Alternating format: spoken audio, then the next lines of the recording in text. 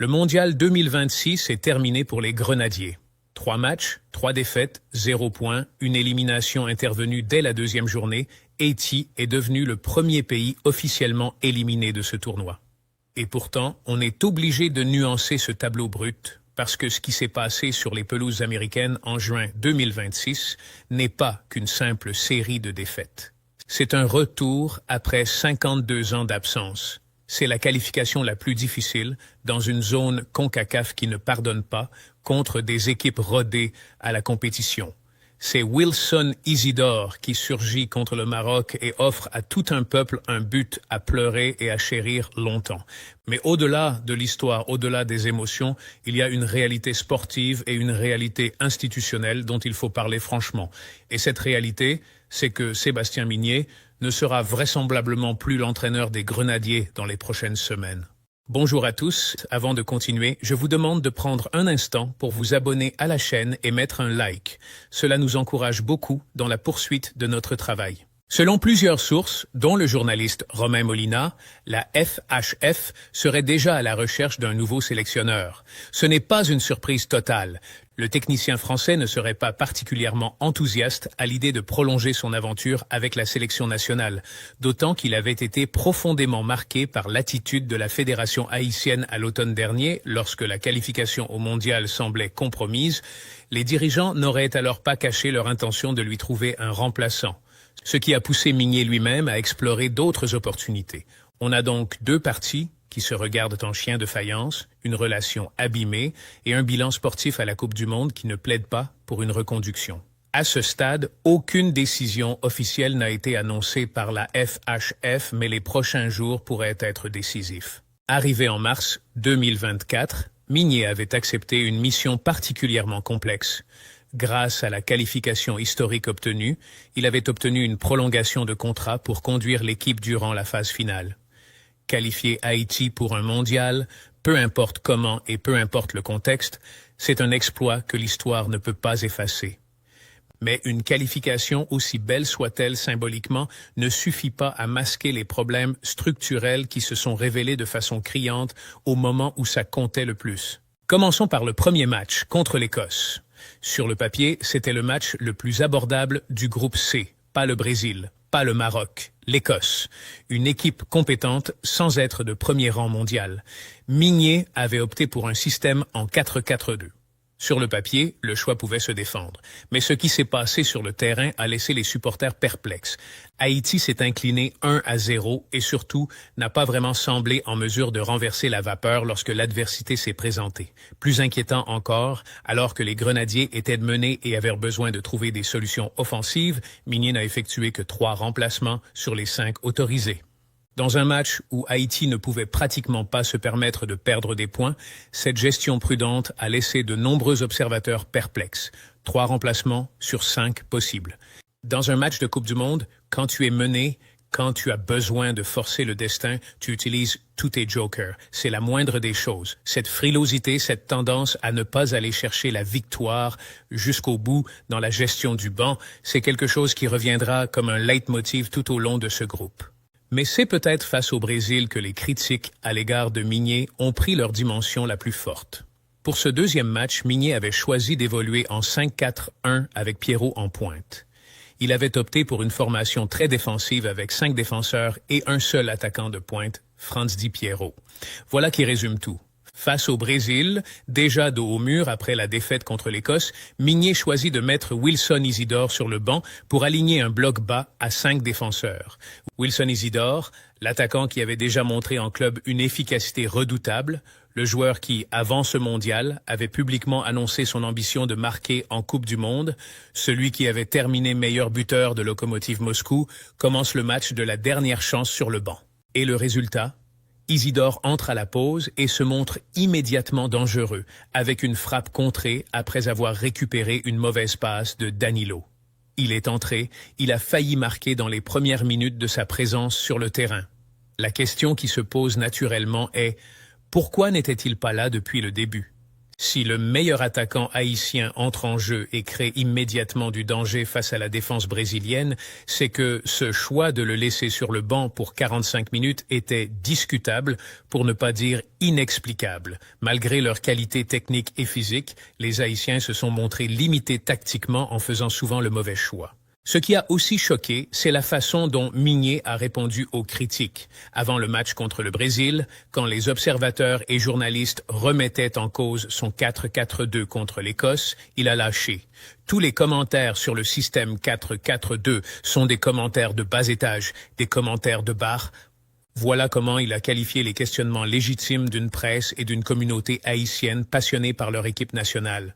On peut comprendre qu'un coach soit parfois irrité par des critiques, qu'il veuille défendre ses choix. Mais le ton condescendant, la fermeture au dialogue, le mépris implicite pour quiconque ose remettre en question ses décisions, c'est une posture qui dit quelque chose sur la façon dont cet homme perçoit sa relation avec le peuple haïtien. Un sélectionneur national n'est pas juste un technicien. Il est le représentant d'un peuple, le gestionnaire d'un héritage collectif. Et ce peuple a le droit de questionner ses choix, surtout dans un mondial. En 2 rencontres, la sélection nationale a évolué avec 2 dispositifs tactiques différents, sans toutefois parvenir à obtenir le moindre résultat positif. Qu'il s'agisse du 4-4-2 adopté face à l'Écosse ou du 5-4-1 mis en place contre le Brésil, la sélection haïtienne a donné l'impression de chercher ses repères, sans identité de jeu clairement définie ni véritable fil conducteur. C'est exactement ça le problème. Pas le fait de perdre contre le Brésil ou le Maroc, ça peut arriver à n'importe qui. Le problème, c'est l'absence d'identité. 2 systèmes différents en 2 matchs, sans jamais donner l'impression que l'équipe savait vraiment ce qu'elle faisait, sans projet de jeu reconnaissable, sans une animation offensive qui permette de s'appuyer sur les qualités des meilleurs joueurs haïtiens. On a vu, contre le Maroc, ce dont cette génération est capable quand elle joue avec ambition. Haïti a mené 2 fois au score en première période et a fait douter les Lions de l'Atlas pendant de longues séquences, obligeant les Marocains à puiser dans leurs ressources pour s'imposer. Ça, c'est Haïti qui joue avec liberté, avec agressivité offensive. C'est Haïti qui ressemble à ce que les supporters veulent voir. Pourquoi a-t-il fallu attendre un 3e match sans enjeu pour voir enfin cette version des Grenadiers? Une partie importante des supporters haïtiens réclame aujourd'hui le départ de Migné. Son style de jeu, jugé trop prudent et peu séduisant, est régulièrement critiqué. Lors du mondial 2026, plusieurs choix tactiques et de gestion d'effectifs ont alimenté les débats, renforçant l'impression d'un entraîneur qui peine à corriger ses erreurs. 3 défaites en 3 matchs. Première nation éliminée du tournoi, ce n'est pas une question de résultat abstrait, c'est une question de projet, d'ambition, de lisibilité. Et là, clairement, il y a eu un problème. Alors la question qui se pose maintenant, celle que tout le monde dans la communauté haïtienne du football se pose, c'est et après. Qui pour prendre les rênes des Grenadiers et construire quelque chose de sérieux en vue des prochaines échéances, les qualifications pour la CAN, les éliminatoires du Mondial 2030, parce que cette génération de joueurs est exceptionnelle. Wilson Isidore à Sunderland, Carlen Sarkus en Europe, Garvin Metusala qui monte, Ruben Providence, Dominique Simon, Jean Rickner Bellegarde au Sporting CP, il y a une matière humaine magnifique. Cette équipe mérite un entraîneur qui soit à sa hauteur. Et c'est là qu'un nom circule, un nom qui fait parler, qui fait rêver certains et qui mérite qu'on l'analyse sérieusement. Aliou Cissé. Avant d'aller plus loin, il faut être précis sur la situation actuelle.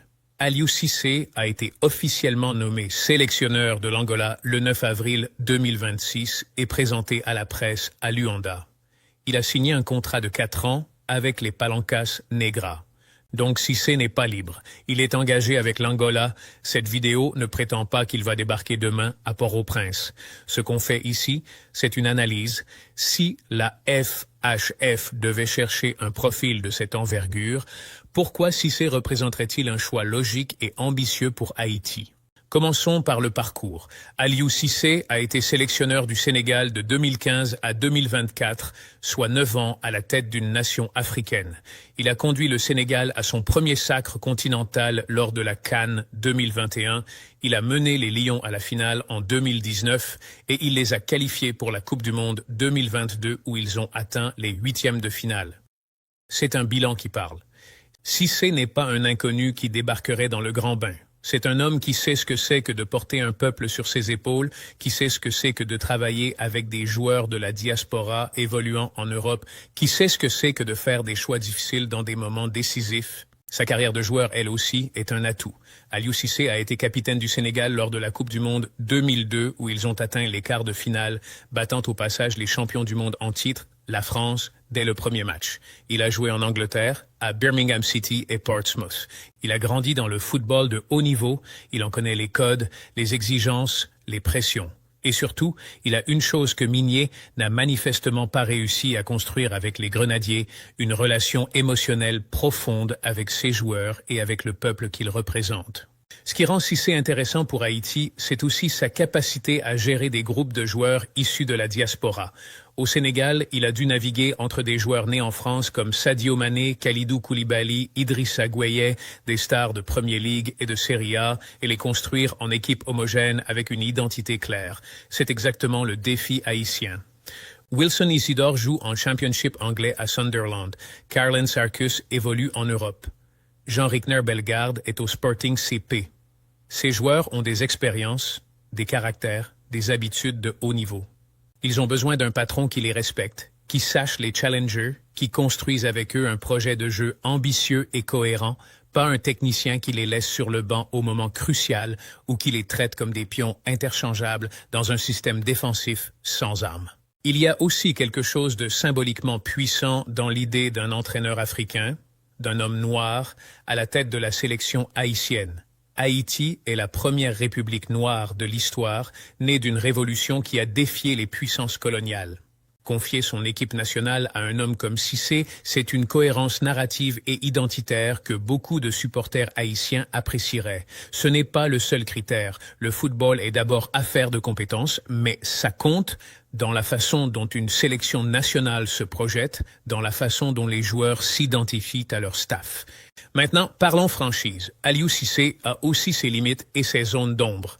À la fin de son mandat au Sénégal, les résultats ont décliné. Son contrat n'a pas été renouvelé par la FSF en octobre 2024, après une élimination au deuxième tour de la CAN 2023 et des performances décevantes dans les qualifications pour la Coupe du Monde 2026.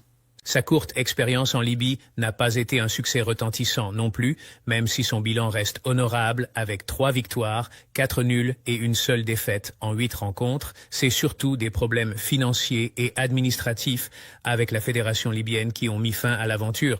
Il y a donc une question légitime sur sa capacité à maintenir un très haut niveau sur la durée et sur la façon dont il navigue dans des environnements fédéraux chaotiques. Mais précisément, la FHF sait ce que c'est.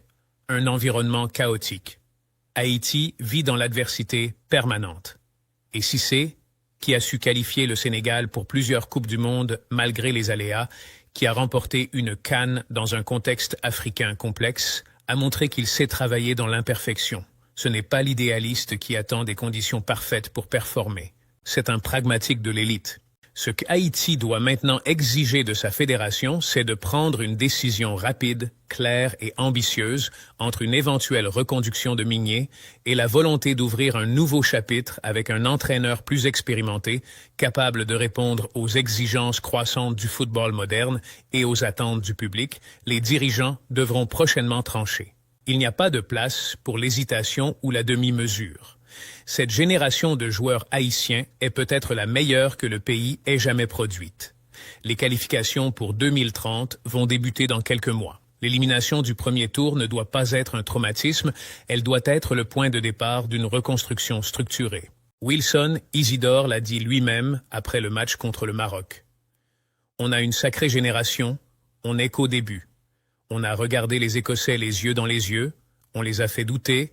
On a réussi à faire 45 minutes contre le Brésil sans prendre de but et aujourd'hui 70 bonnes minutes. Aujourd'hui, ce sera plus facile de préparer quelque chose et de revenir dans 4 ans. Les joueurs y croient. Les joueurs veulent construire. Ce qu'il leur faut, c'est quelqu'un qui soit à la hauteur de cette ambition. Quelqu'un qui n'ait pas peur de titulariser son meilleur attaquant dans les matchs qui comptent. Quelqu'un qui ne qualifie pas les critiques légitimes de la presse et des supporters de commentaires de bar. Quelqu'un qui vienne avec une identité de jeu claire, avec un projet pluriannuel, avec la capacité de créer un lien émotionnel réel avec ce groupe exceptionnel. Cissé était lié contractuellement à l'Angola jusqu'en 2030. Ce n'est pas rien. La piste reste donc hypothétique pour l'heure. Mais si la FHF veut penser grand, et elle devrait vouloir penser grand après cette Coupe du Monde, alors les noms qui doivent circuler ne peuvent pas être des deuxièmes couteaux ou des choix de facilité. Haïti a le droit de rêver d'un grand entraîneur. Haïti a le talent pour attirer un grand entraîneur. Et si ce n'est pas Cissé, que ce soit quelqu'un de son calibre, quelqu'un qui comprenne la diaspora, qui comprenne les enjeux identitaires et sportifs, qui comprenne que mener les Grenadiers, ce n'est pas gérer une équipe ordinaire, c'est porter l'histoire d'un peuple entier. Ce mondial 2026, malgré tout, a montré au monde qu'Haïti existe sur la carte du football. Wilson Isidore a inscrit son nom dans les livres d'histoire. Cette